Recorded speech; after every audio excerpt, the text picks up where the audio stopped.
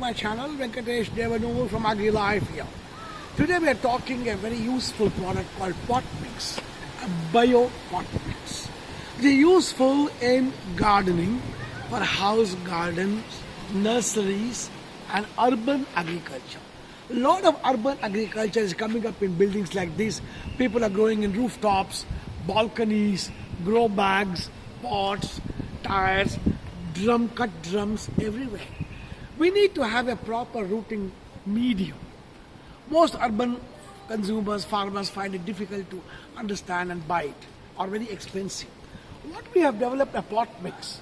The pot mix is a judicious combination of, example, perlite, vermiculite, vermicompost, red soil, enriched with a lot of compost, biofertilizer, microbial organisms, and other biostimulants like seaweed and amino acids, vermicompost extract. Thus, a pot mix is a rich rooting medium with biologically derived inputs as a basal dose with no chemicals in this particular application as a dose.